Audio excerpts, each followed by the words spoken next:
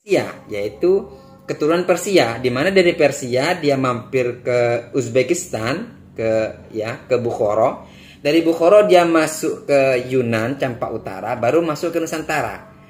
Mazhabnya ini adalah mazhab Hanafi, sehingga wajar ketika ada teori yang mengatakan Islam itu masuk dari Cina karena bermazhab Hanafi, teman-teman ya. Ada perbedaan ulama pada sejarawan tentang Islamnya masuk ke Nusantara, ya kepentingan kelompok dan ideologi. Ada kepentingan kelompok, ada kepentingan ideologi yang mereka bawa untuk mengunggulkan pendapat mereka.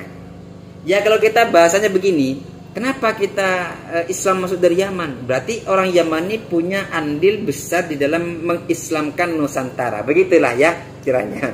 Padahal ya tidak seperti itu ya.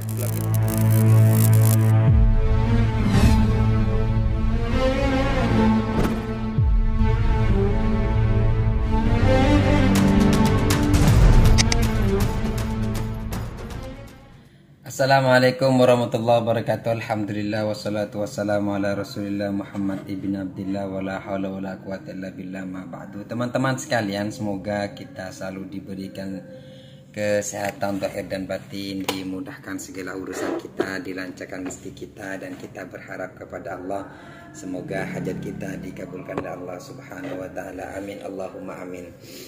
Mengenai perbedaan tentang sejarah masuknya Islam ke Nusantara itu kan, apa sih faktor yang menjadi penyebab yang mempengaruhi tentang perbedaan pendapat di antara para sejarawan mengenai tentang Islam masuk ke Nusantara?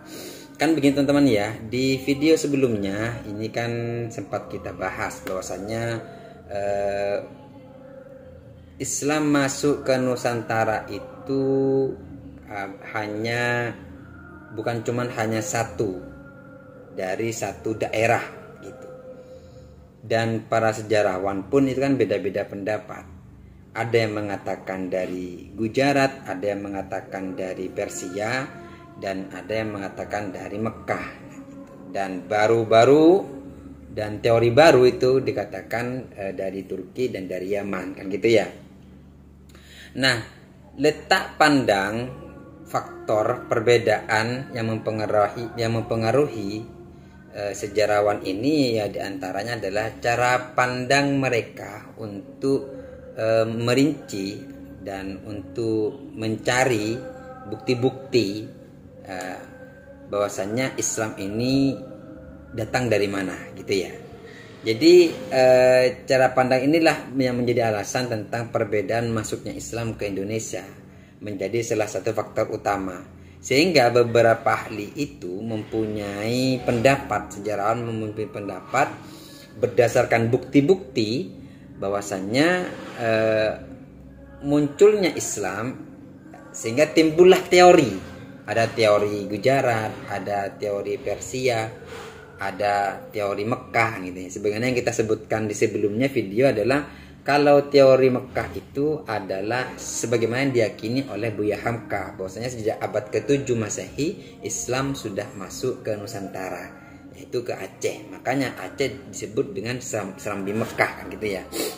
Pendapat yang kedua teman-teman itu adalah teori Gujarat. Teori Gujarat itu adalah pendapat yang mengatakan Islam itu masuk ke Indonesia atau ke Nusantara melalui pedagang Gujarat. Nah, buktinya apa? Nah, ini ya teman-teman ya. Buktinya apa yang mendukung teori ini adalah ditemukannya makam Malikus Saleh ya di Aceh ya pada tahun 1297 Masehi, yang mana itu mirip dengan batu nisan Gujarat. Nah ini karena makam batu nisan makamnya Malikus Saleh itu mirip dengan nisan-nisan yang ada di Gujarat, sehingga ada teori muncul di situ bahwasanya Islam itu datang dari Gujarat. Ya sama seperti makamnya Maulana Malik Ibrahim Gresik gitu ya. Itu kan coraknya corak Aceh dan itu dikatakan Gujarat gitu. Sehingga teori ini muncul bahwasanya Islam datang dari Gujarat. Yang kedua teman-teman adalah teori Nusantara, teori Persia gitu ya. Teori Persia itu adalah yang menyatakan bahwa Islam masuk ke Nusantara pada abad ke-13 oleh para pedagang Persia. Nah, bukti dan teori ini adanya seni kaligrafi yang terpahat pada batu nisan corak Islam yang ditemukan di Nusantara. Jadi menurut mereka seperti makam-makam yang ada di Aceh, makam yang ada di Nusantara, di Jawa Timur, di Gresik, itu ada seni pahat kaligrafinya, itu adalah seni Persia, itu kata mereka. Sehingga ada teori kedua, yaitu teori Persia. Teori Persia. Ini letak latar belakang yang menjadi faktor tentang perbedaan para sejarawan masuknya Islam ke Persia, gitu ya. Dia ke Nusantara. Ada juga kan teori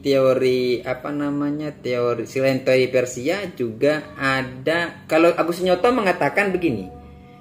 Jadi Agus Nyoto tuh mengatakan Islam masuk ke Nusantara itu justru ada teori Persia, ada teori Gujarat, ada teori Cina gitu.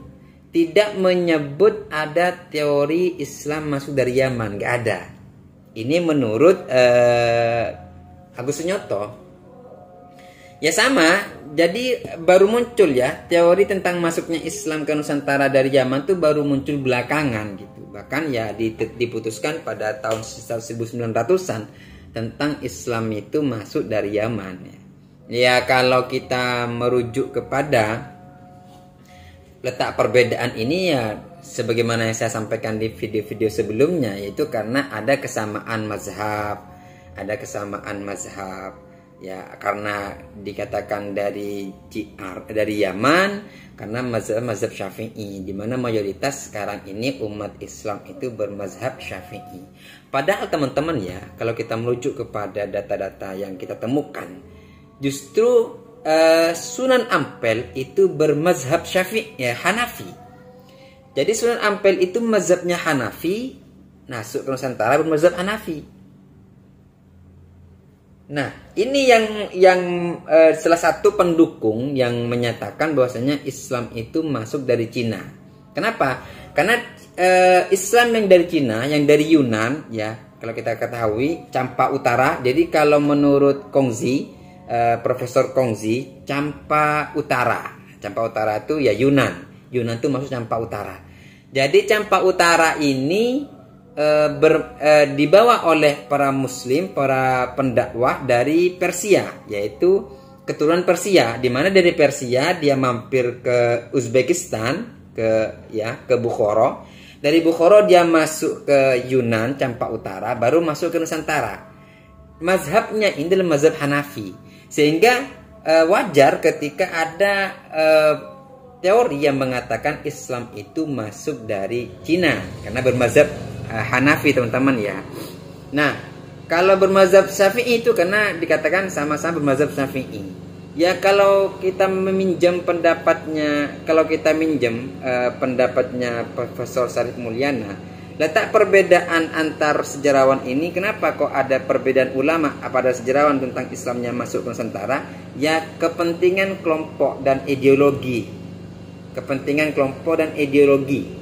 Ini letak perbedaannya. Jadi ada kepentingan kelompok, ada kepentingan ideologi yang mereka bawa untuk mengunggulkan pendapat mereka. Ya kalau kita bahasanya begini, kenapa kita Islam masuk dari Yaman? Berarti orang Yaman ini punya andil besar di dalam mengislamkan Nusantara. Begitulah ya kiranya. Banyak perbedaan sejarawan mengenai Islam masuk ke Nusantara. Bahkan Yaman itu adalah teori baru dan disampaikan pada tahun 1900-an. Nah, demikian teman-teman ya, kurang lebihnya wassalamualaikum warahmatullahi wabarakatuh.